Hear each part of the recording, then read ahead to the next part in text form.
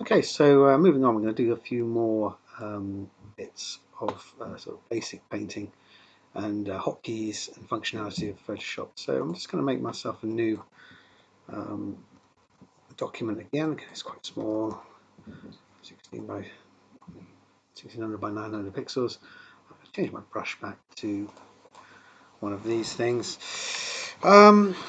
So the way I like to start painting is just to first fill in the background in a sort of medium grey sort of colour, and just to kind of merge this layer one and the background together, I'm just going to go up to the top here with this little menu system and just go flatten image. That will take all the layers. If you have 1,000 layers, it'll take all of them and just compress them into one thing, which is quite useful sometimes. I'm going to choose a darker colour, and I'm going to choose a brush as well. So some useful tips for painting are, say I wanted to draw like a horizon line, doing it that way is quite sort of difficult. If I was to pick a point on here and hold shift down, that would lock my brush into that particular axis, so I'm drawing a perfectly straight line. Similarly, if I wanted to draw a straight line between arbitrary points, I could hold down shift and click once where I wanted the line to start,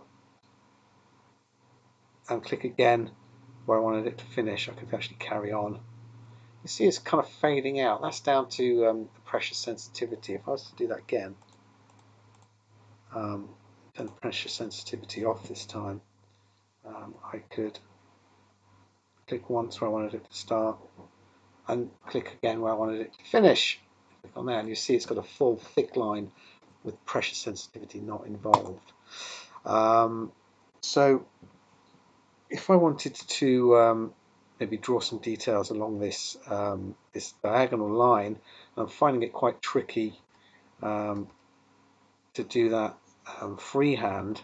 What I can do is actually rotate the canvas just like you would rotate a sketch pad to draw in a different direction. If I was to hold down R, you see the cursor's changed. If I was to then click and drag with the tablet, I'm now rotating the view of the actual document there. So now I can go back to sort of carry on drawing. I wanted to draw a straight line there. You see it's much easier doing that with the canvas rotated. Again, I can rotate it back, rotate it around 90 degrees. If I was to hold down shift as I'm doing that rotation, that would lock, that would step the rotation, so it can stop conveniently on a 90 degree or 45 or whatever the step is set to. If I'm lost and I want to get back to my original view and I don't know how, with R held down, you can just go up to the reset view there at the top, and that'll get you back to the port, no problemo.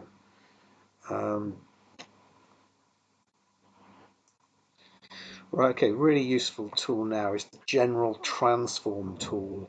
What I'm going to do is I'm going to make a new layer, and I'm going to give it a name. What I'm going to do is I'm going to just draw a tree on this new layer, something like that.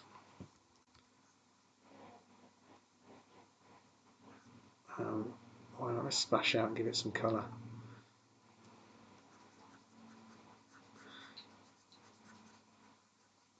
And you see that that is all on that new tree layer. Now if I wanted to just duplicate that, I can do that in several ways. I could either just right click on the layer and go duplicate layer. It'll make a new layer with a new name, and then I can move that around with the move tool there, the little cross shape. I can then drag and move that around. Now what I could do now is using the general transform tool, I can actually scale this down. With that layer selected, if I press Control T, you see it's now framed it with this box. And what I can do is I can manipulate these handles to scale that new tree around a bit. So it's either so it could be a smaller tree, for example, there. Of course, I can move it around. If I was to hold down Control, and we're getting a bit more advanced very quickly here, I can actually distort the ratio there of that transform box there, like that. Or I can, if I pick the middle, I can move the whole edge. And if I was to hover over a middle control point here, see the icon changes to a little rounded arrowhead. That means I can rotate it. So Control T gives you the general transform tool, which means you can do pretty much anything. If I was to hold down, sorry, no, we'll just go as we are there. To set those changes, I need to double click in the inside of the of that bounding box there. Now that those changes have been applied to that layer. Another way we can do it, rather than manipulating whole layers, is to, if I was to go back to this original tree layer, I could make a marquee around all the tree and then press Control C. Control C is just the general Microsoft shortcut for copying. So if I was to go Control C, that's copied. And then if I went Control V, that is again the standard Microsoft hotkey for pasting. So it's copied the tree and it's pasted the new tree into a new layer like that. So I'm going to go call that tree 3, and I'm going to transform that down so it looks like it's a tree in perspective, there, like that. And I'm going to do that. I'm going to duplicate that layer again and move it down here, and again, so it looks like a line of trees. What I'm going to do is, what I'd like to do is to merge all my trees together. So what I'm going to do is I'm going to click on that bottom tree and hold down Shift and click on the top tree. You notice I haven't selected the background layer. I'm going to right click on those 4 selected layers, and I'm going to go to merge layer rather than flatten image. Merge layer is just going to merge those layers containing the trees together and leave the background as it is separate. So I've got one layer with all the trees on it and one layer with just the background stuff on it. Right, so what I'm going to do now is I'm just going to set up a quick gradient for the sky. I'm going to make a new layer here, and I'm going to use the gradient tool. Now in Photoshop, if you see a tool here with a little dot, a little arrow on the bottom right hand corner, it means it's a nested tool. So if you were to left mouse click and hold on any of those tools with a little dot in the corner, it'll show you what's underneath it. It's kind of like a storing place for similar tools. And under the paint bucket is the gradient tool. So now we're in the gradient tool, and up here it shows us what it's going to paint. And by default it's going to have the green and white in the gradient. You can change that to be obviously whatever you like. You go in here and change the gradient. It's actually going from green to transparent. So if we change it to be that will go from foreground colour to background colour.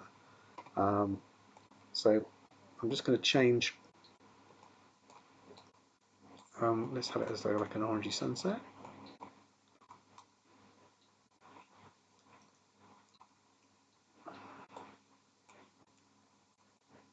This is very wacky.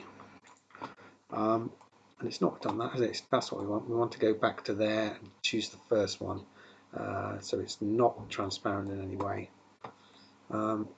Okay, so what I'm going to do is I'm going to make a little selection over here with the selection tool. So I'm just going to put a gradient into this bit here. I'm going to select the gradient tool, and then I'm going to drag a line up like that.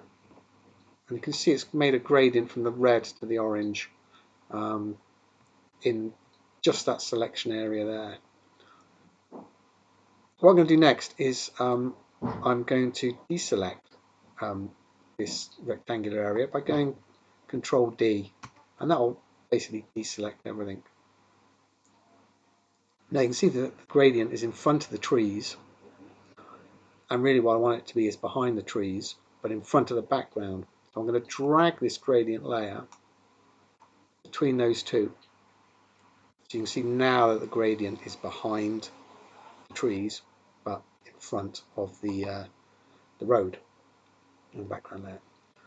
Now it's a bit strong, so what I'm going to do is here in the opacity, with the gradient layer selected, I'm going to go through and take that opacity down so it becomes a less sort of violent looking sunset, and it's just going to kind of let the background show through a little bit.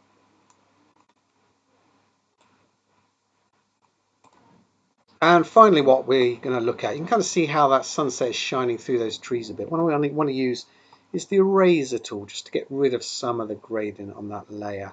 So I'm going to go and choose the eraser tool there, and I'm going to take the opacity up quite high, and I'm also going to change the brush type to be quite a hard-edged brush. So you can see now if I was to draw on that gradient layer, it's deleting the pixels in it. So I just want to go and delete where it shines through the trees. That's a very brief introduction to the eraser tool. Okay, so that's an awful lot to throw at you, but those are kind of the basics, real basic stuff that I would use for sort of digital painting.